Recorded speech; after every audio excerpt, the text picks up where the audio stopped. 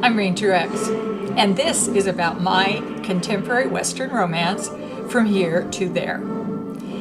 This probably is a book that has about as much of me in it as any book that I've ever written, and that's not because I live the plot, it's because I live the Western ranch lifestyle. I live it because since 1977, we've had a small ranch in the Oregon Coast Range where we raise cattle and sheep, and you do learn a few things during those years. But this story particularly involves also the community, the people that are in that kind of an area, the secondary characters. And because of my experiences here, that was something else I could bring to the story. So the ranch work, yes, but the people also. And you know, people that are in this kind of an area, that their families homesteaded the land, they've been here forever and they've held on to it. The word that comes to my mind for them is salt of the earth. And they are people that really they're struggling to hold on to what they've got. They want to keep this in their families, and they want to keep it the way it's been if they can. So that's kind of the way my story is. It starts out with a wedding, and the uncle is back there. He has a ranch in Montana, south of Livingston, a big ranch. But he's getting old, and he's been kind of worried that he's going to lose this ranch because he can't hold on to it physically, the work, but also economically. He's made a few mistakes, and this is easy to have happen in ranch work. And he's at this wedding when his niece decides that she just doesn't want to be married to this man. This is just not the guy. He's not a cowboy. And her parents, of course, are in shock, but the uncle kind of sees an opportunity here. And she wants to come to live with him because this is where she's been happiest, is on the ranch, his ranch.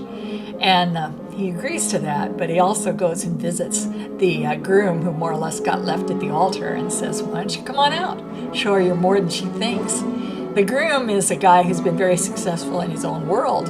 He has never had any idea that he ever would need to prove to anybody anything. But he can't resist this idea that he's being thought soft. So out he comes.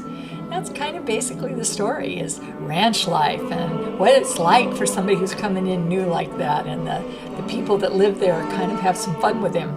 But they also see him a little bit as a threat, a possible threat, somebody who might take over what they've had. And then the story's about the mythology of the West, because that's part of what he has to come to grips and understand, is that there's this Western mythology that these people, they don't call it that, the Western way, cowboy up.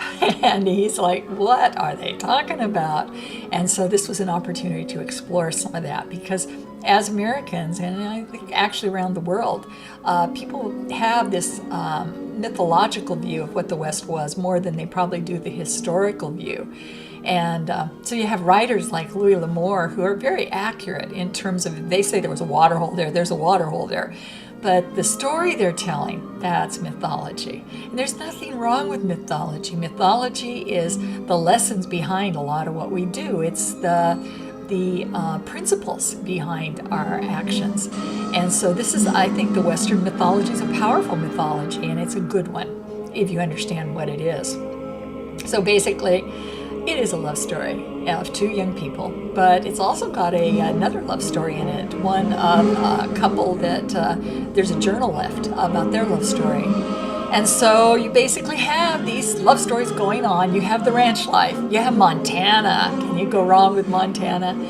But most of all, this book is a love story, and it's a love story to the West.